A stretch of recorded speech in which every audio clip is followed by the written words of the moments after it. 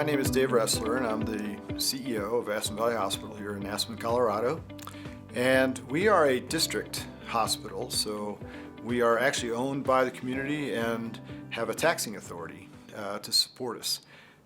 We're also a critical access hospital, so we are designated by Medicare as being cost-based reimbursement. Aspen Valley Hospital started its relationship back in 2005 when we actually were just emerging from bankruptcy proceedings that themselves were related to the ineffectiveness of our revenue cycle process. We started this relationship in dire need of the support that we've received. And over the years now that we've been associated with this organization, we've really not only recovered our necessary cash reserves, but we've been able to maintain a level of financial performance necessary to invest in significant facilities expansions over these years and capital investments, and it really literally has Aspen Valley Hospital back on a strategic track that we're on today. And we credit entirely our financial performance to the revenue cycle process. Any organization needs to have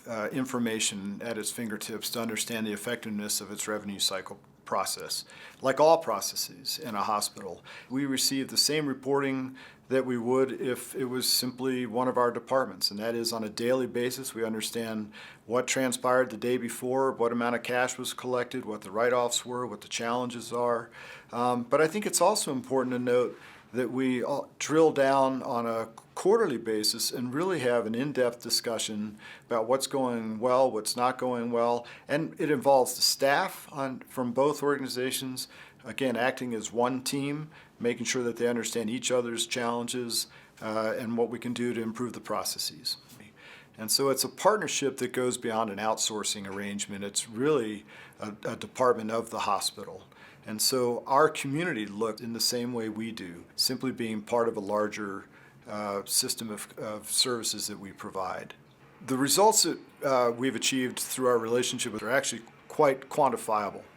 And that is, number one, our revenue cycle process is top performing.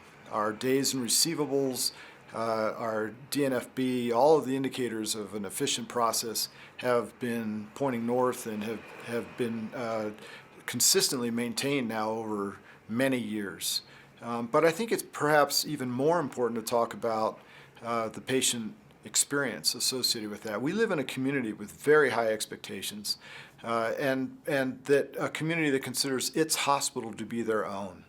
And so we have to be able to have a relationship with our patients that's above and beyond what is typical between a hospital and its patients. We measure it every month through our patient experience survey data.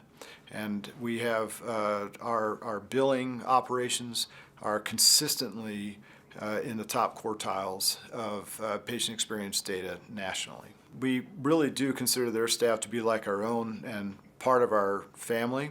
So we have, while they're geographically separated from us, we have relationships that are just like as if they were sitting in the room next door.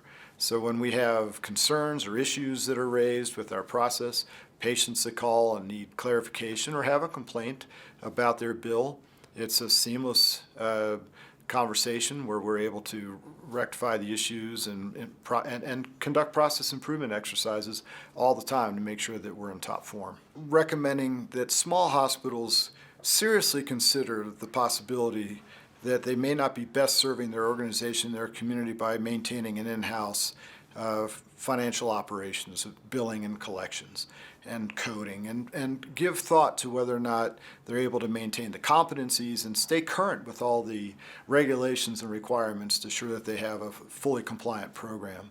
That was really the decision we made.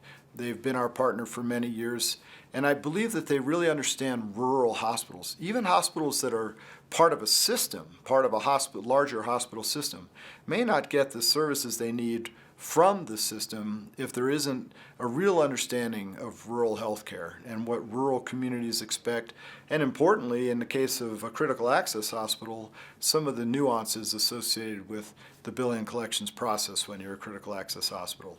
And they've been able to grow and learn as partners with us And I believe that they would serve other rural hospitals and other hospitals of any size extraordinarily well.